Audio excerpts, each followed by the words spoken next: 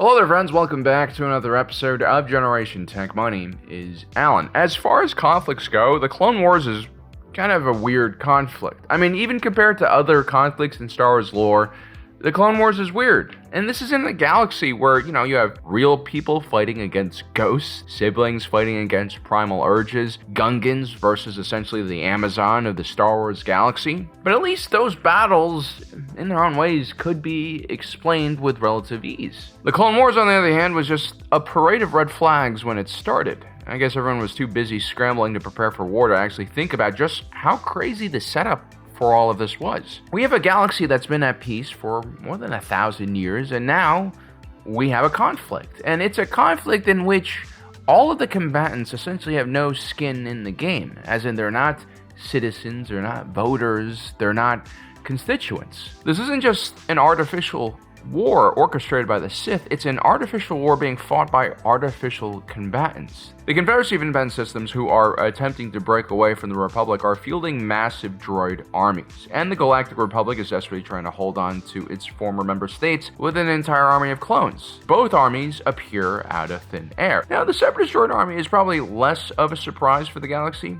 For years now, large corporate entities have been building up their own security forces, primarily because the Republic has retreated from that duty, protecting the hyperspace lanes and the assets of these companies. But what started out as a way to protect their assets and transports from pirates and bandits quickly transformed into private militaries that in corporate space were basically allowed to do anything they wanted. Soon, many corporations had these massive droid armies that they created with mercenary captains on retainer leading them. Kind of like in our own world where corporations oftentimes have armies of lawyers on retainer. And just like in our own world where those lawyers aren't just for defensive or administrative purposes, but actually bring in revenue through lawsuits, the corporations of the Outer Rim started using their security forces in a more active and non-defensive measure, trying to, again, seize assets and, basically collect loans that are owed to them. Soon, these droids were bringing in more money than they cost as well. Great for the security division in these corporations, great for the bottom line for these corporations, great for the overall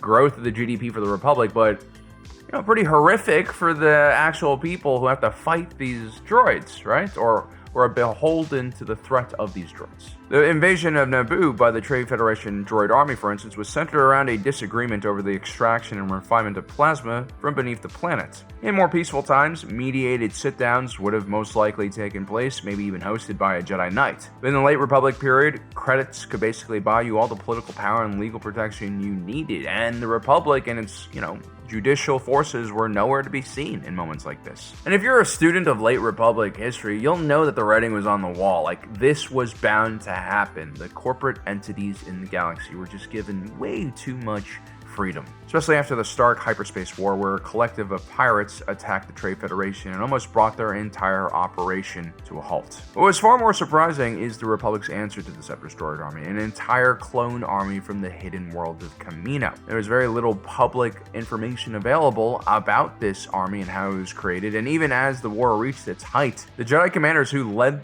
these clones into battle didn't really understand what their true purpose was, which of course was the whole point. Now, there are many layers of explanation on why this is a war fought between droids and clones. As we all know, behind all of the real-world political and economic reasons, there was the Sith, who essentially orchestrated this entire crisis and also aided in the construction of both forces. Most people understood why the Separatists had to use droids. I mean, they were cheap to mass produce and they were terrifying on the battlefield. And the Confederacy had plenty of cheap resources and industrial capacity, but they were short on manpower. The CIS was also considerably smaller and poorer than the Republic, and so the only way they could actually stand a chance at fighting the rest of the galaxy was by creating a very, very cost-efficient military. And there's really nothing more cost-efficient than those B-1 battle droids. But of course, that's not the real reason why the Sith did this, right? That was just the available reason that helped distract people from the real reason. The reason why Palpatine used droids is the same reason he chose to use clones for the Republic. The idea here is to keep the citizens, the constituents, the voters as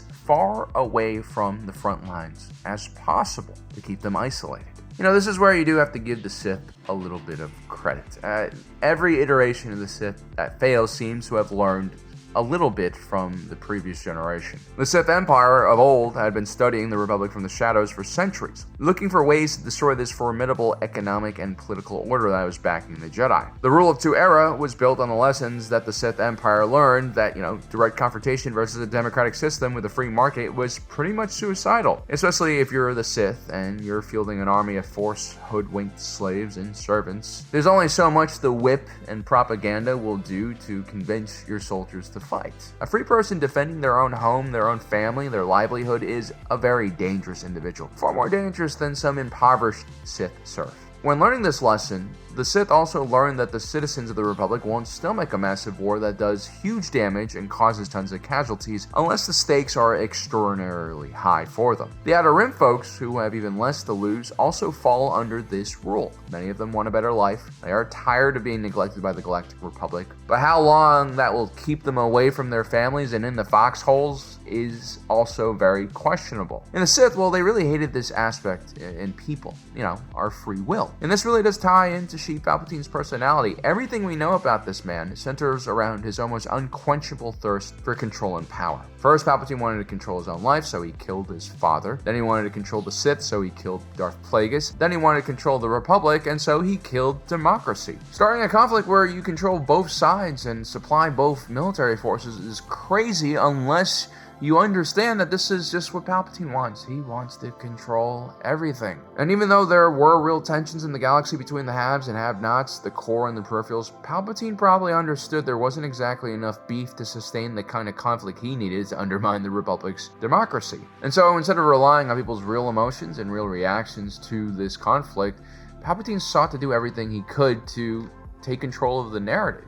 control the media, control how people were perceiving the war. And one of the easiest ways to do this was by removing actual citizens from the battlefield in any way possible. And when the war starts, there's so little information about the clones available to the media, and the same thing could be said about the Separatist droid army. But that didn't really matter because most media outlets were occupied by the 20 flashpoints that just popped up in the Outer Rim where, Separatist droid armies were marching on innocent civilians. It's a classic technique.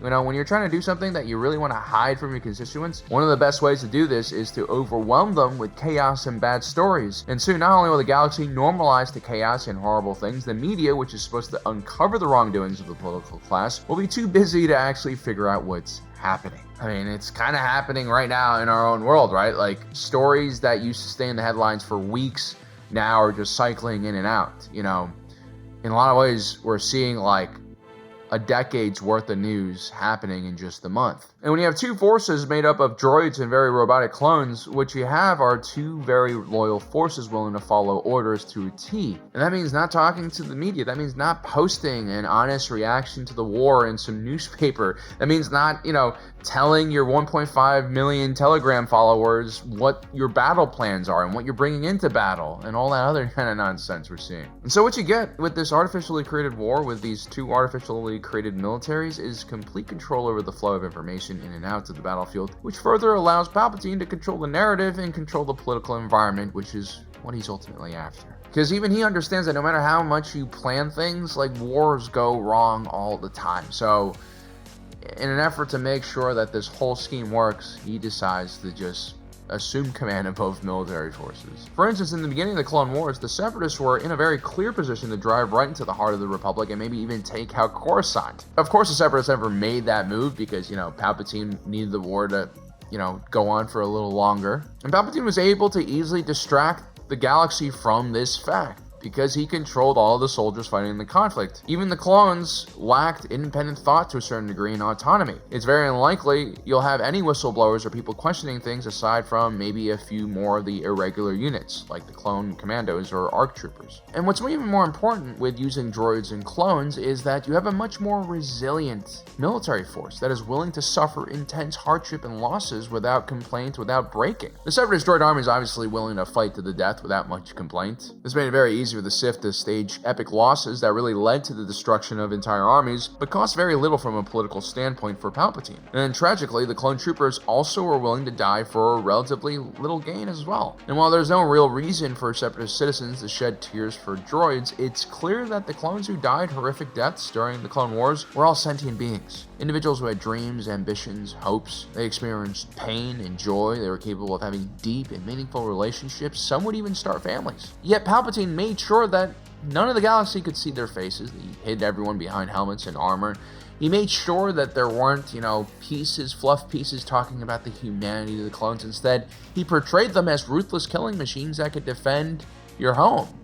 He portrayed them as essentially droids. And so very few citizens or politicians seem to care about the plight of these clones. There was no outrage or deeper thinking surrounding their situation. Instead, what you had was a convenience, an army that appeared right when the Republic needed it, and their presence meant that citizens wouldn't have to die on the front lines, which is awesome. And I think that created an environment where it was very popular for people to not really think about the clones. In many ways, their own safety depended on it, right? Like, are you really gonna fight for the right to fight in this horrific war, right? Wouldn't you rather have a clone die in your place? Especially if, the leading thinkers and philosophers are all talking about how these clones don't have like a soul or something like that. I mean, you could easily create a narrative, shift over the public's view to accept these kind of deplorable things. Palpatine was excellent at understanding and controlling public opinion. He was a master manipulator. He knew exactly where the Overton window was on all of these issues, and he knew exactly what to do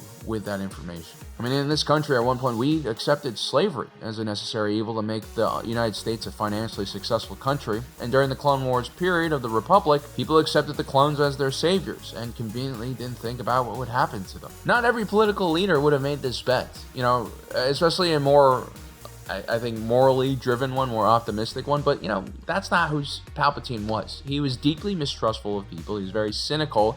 He saw the worst in people, and so he's really good at bringing out the worst in people. And that's why leadership is important. They can sway entire societies to follow crazy ideas. Palpatine understood that by distancing people from the front lines, he could have much more control over what was happening and how people back at home perceive things. This, in turn, allowed him to extend the war for as long as he needed to. That's because when you have clones dying instead of sons, brothers, and husbands, you have far less dissent from grieving family members. When the average person can't be drafted into the war, there are no consequences for supporting more conflict, more spending on the military. As Americans, we should all be pretty familiar with how difficult it is to wage a war in another country, especially an unpopular war with citizen soldiers, right? Every one of our failed conflicts, operations where we come back home without securing our goals, a big factor in our failure is waning public support because of war fatigue. The wars in Iraq and Afghanistan pretty much saw a rapid decrease in public support once it turned into an occupation, and our boys and girls were coming back home blown to pieces and suffering from all sorts of ailments. But that was still better than what they did to the Vietnam generation, who were drafted into that conflict and then, called baby killers by protesters as soon as they came home. And don't even get me started about the Korean War. I mean, you know how terrifying it is to fight a near-peer adversary who's using wave attacks? It's not something that American soldiers even today know how to handle. War fatigue is honestly the greatest thing about a democracy. It makes it incredibly hard for a country to wage an unpopular, unjust, unnecessary conflict. And it does take great courage from the leadership to accept that war fatigue is a check on their mandate to carry out war. We have war fatigue in this country because the people who have come home broken were displayed for everyone to see. We had movies, news stories, activists, interviews, podcasts. We allowed our media to embed with troops in the field and see things that honestly previous generation of wartime correspondents would have never had access to. I mean, during World War II, there was basically a gentleman's agreement between the press and the military that was focused on protecting military operations and public morale more than it was about reporting the news in a factual and timely manner.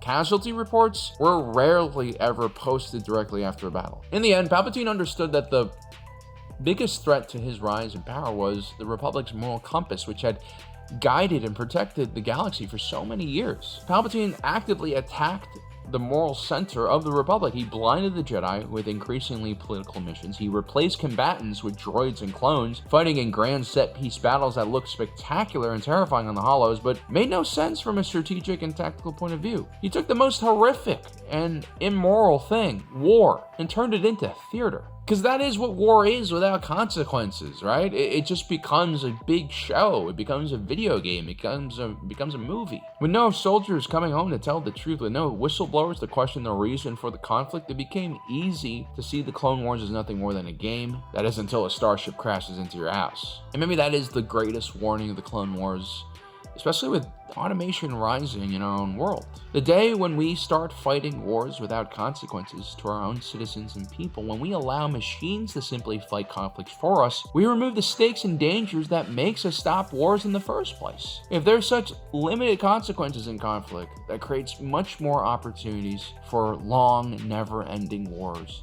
to happen. And eventually, as we see during the Clone Wars on multiple occasions, the droids will eventually break through. They'll get past the clones and they'll start slaughtering cities full of innocent people. Automation might save the lives of soldiers in the short term, but the collateral damage that always devastates the most vulnerable parts of society still stays in place. When a soldier comes back home broken, physically, spiritually, mentally, when they talk about how meaningless and how senseless the fighting is, how difficult the situation or unsolvable the situation is, how do politicians react? How do activist groups react? They have empathy for that soldier. They say, hey, we need to bring them back home. We need to bring all of our guys home. We need to protect these people. Why are we fighting this war? Why are we sending our best out there to get, disfigured like this, right? But what happens when it's a civilian who complains about a separatist massacre they just witnessed? Do politicians, do media personalities call for an end to the conflict so that more civilians don't die? No, they don't do that.